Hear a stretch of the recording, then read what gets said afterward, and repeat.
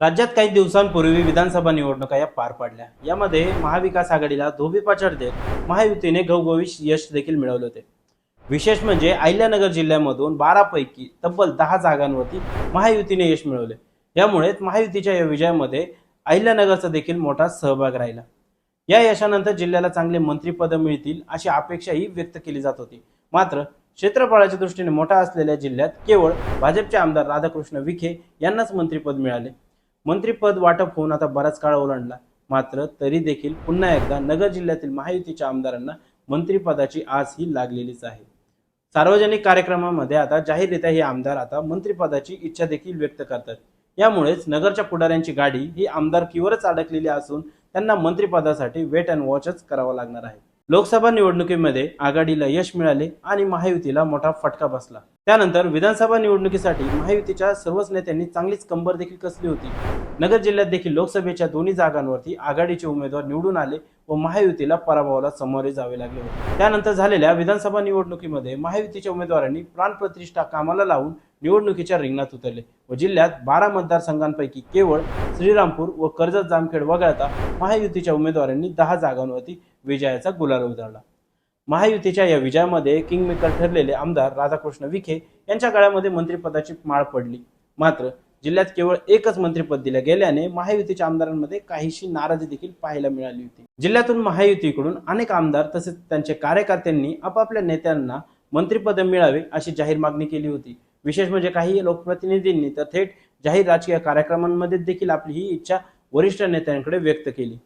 यातच नुकतेच नगर शहरामध्ये महायुतीच्या आमदारांचा सत्कार सोहळा या कार्यक्रमाचे आयोजन करण्यात आले होते।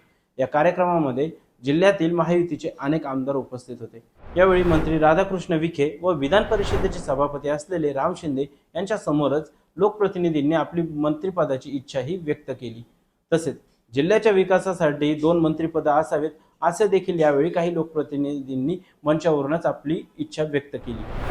मंत्रिपदासाठी महायुतीकडून इच्छुकांची गर्दी। जिल्ह्यात राधाकृष्ण विखे यांना मंत्रिपद देण्यात आले असून जिल्ह्यात केवळ एकच मंत्रिपद आहे।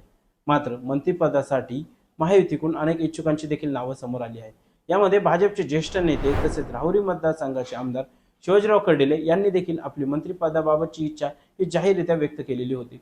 तर त्याचबरोबर जिल्ह्यात केवळ एकच महिला आमदार असून लाडक्या बहिणीबाबत देखील विचार करण्यात यावा असे म्हणतच शेवगाव पाथर्डीचे आमदार मोनिका राजळे या देखील या स्पर्धेत असल्याचं त्यांनी अधोरेखित केलं। तर यापूर्वी नगर शहराचे आमदार संग्राम जगताप यांच्यासह कोपरगावचे आमदार असलेले आशुतोष काळे यांना मंत्रिपद मिळावे अशी मागणी त्यांच्या कार्यकर्त्यांकडून वेळोवेळी केली जाते। माजी खासदारांनाही पुनर्वसनाची अपेक्षा। लोकसभा निवडणुकीमध्ये पराभव झाल्याची व आता माजी झाल्याची खतखत माजी खासदार सुजय विखे यांनी वेळोवेळी व्यक्त करून दाखवली। महायुतीच्या आमदारांच्या सत्कार सोहळ्याच्या कार्यक्रमामध्ये बोलताना विखे म्हणाले की या मंचावर सर्वच आजी आहेत, मी एकटाच माजी आहे, तर माझ्याकडेही सर्वांनी लक्ष द्यावं आणि माझंही पुनर्वसन करावं असं त्यांनी जाहीर व्यक्त केलं। यावर राहुरीचे भाजपचे आमदार शिवाजी कर्डिले यांनी देखील प्रत्युत्तर दिलं असून लवकरच आम्ही सुजय विखे यांना आजी करण्याचं काम करणार आहोत, त्यांना राज्यसभेवरती खासदार म्हणून पाठवणार आहोत। मात्र ते राज्यात येऊ नये अशी आमची इच्छा आहे, कारण ते राज्यात आले तर आमचे मंत्रिपद अडचणीत येईल असंही कर्डिलेंनी म्हणत त्यांना एक मिश्किल टोला देखील लगावला। एकंदरीतच केवळ एकच मंत्रिपद मिळालेल्या अहिल्यानगर जिल्ह्यामध्ये अनेक आमदारांना मंत्रिपदाची आस लागलेली आहे। येणाऱ्या काळामध्ये कोणाच्या गळ्यात मंत्रिपदाची माळ पडते हे पाहणं देखील महत्त्वाचं ठरणार आहे। आमचे असेच नवनवीन व्हिडिओ पाहण्यासाठी फॉलो करा लेट्सअप मराठीला, तसेच आमच्या YouTube चॅनलला सबस्क्राईब करायला विसरू नका। धन्यवाद। सोशल मीडियाच्या भाऊ गर्दीत विश्वासार्हतेने चकाकणारे नाव म्हणजे लेट्सअप मराठी। सगळ्यांना, सगळ्या नागरिकांना ती स्पीच, ती लेट्सअप वरील मुलाखती म्हणजे विचारांचा खजिना। त्यानंतरच्या निवडणुकीमध्ये मला सोडून गेले।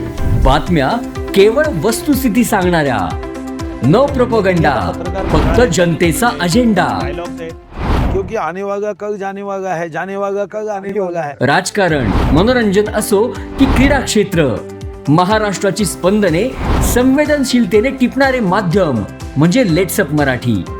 जगासोबत एक पाऊल पुढे राहण्यासाठी लेट्सअपचे ॲप, सोशल मीडिया आणि वेबसाईट सोबत कनेक्टेड रहा।